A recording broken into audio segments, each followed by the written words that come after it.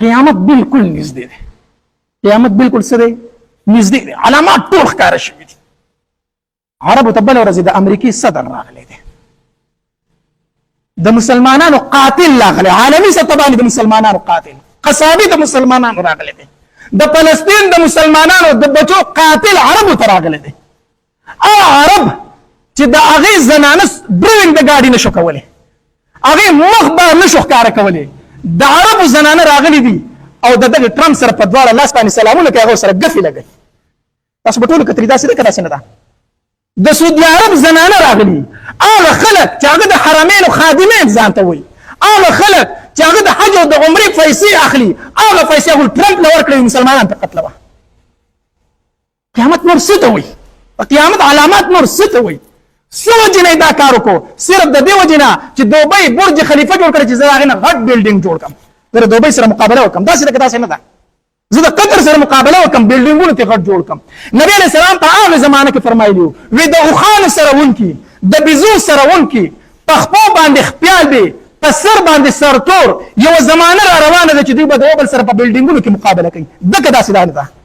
د عرب په سر سرتور وکنو، په خپو خپیال دی وکنو، د بیزو سره ونکي وکنو، د اوښانو سره ونکي وکنو. داسې وکړه داسې نه وه. نن ملکونه یو بل سره په بلډینګونو مقابله کوي که نه کوي؟ شاه سلمان وای زه به د برج خلیفه نه په جده کې غټ بلډینګ جوړوم. مقابله شروع کړې ده که نه ده شروع کړې؟ قیامت نور څه ته وایي؟ د قیامت علامات نور څه ته وایي؟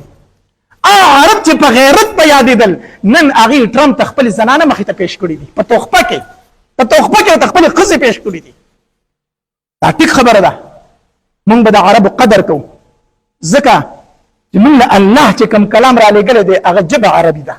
موږ ته په عربۍ کې زما قرآن په عربۍ کې ځکه زه د عربۍ ژبې قدر کوم.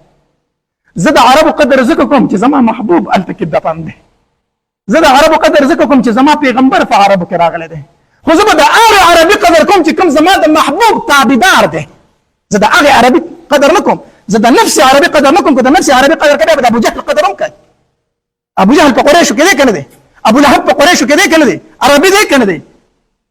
بیا به د عتبه او د شیبه او د امیه ابن خلف او د عبد الله بن ابي بن سلول د رئیس المنافقین د منافقینو سردار هم بیا قدر کوي. داسې دی که داسې نه ده؟ بیا به د رئیس المنافقین عبد الله بن ابي بن سلول هم قدر کوي که نه؟ دا به قدر کوي، خو کافر دی. موږ به د هغې عربي قدر کوو چې کوم د قرآن او د سنت او زما د محبوب تابعدار دی، چې د هغه خلاف کوي. زموږ سره د دې عربي هېڅ حیثیت نشته دی. نبی علیه الصلاة والسلام د سلمان فارسي رضی الله تعالی په شا باندې لاس کېښود، په شا باندې.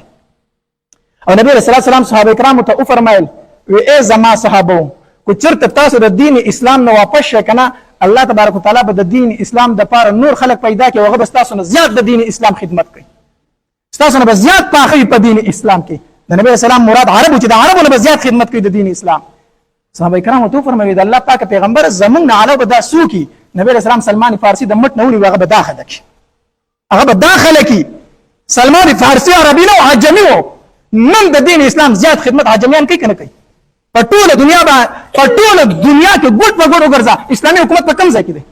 په عجمو کې دی، په افغانستان کې دی، په عجمو کې دی، بل ځای کې په عربو کې اسلامي حکومت نشته دی. نو خبره مې دا کوله چې بالکل اخیره زمانه راغلې ده، خپل دین کنټرول کول ډېر ګران شوي دي. الله تبارک وتعالی دې زموږ د ټولو حفاظت وکړي. ورونو دنیا خوږه ده، خو دومره هم خوږه نه ده چې موږ پسې خپل دینونه پرېږدو. صحیح شو؟ نو موږ له د خپل نبی علیه الصلاة والسلام سیرت دا مطالعه کول دي، د خپل صحابه کرامو سیرت مطالعه کول پکار دي. الله دې د عمل کولو توفیق را نصیب کړي. واخر دعوانا ان الحمد لله.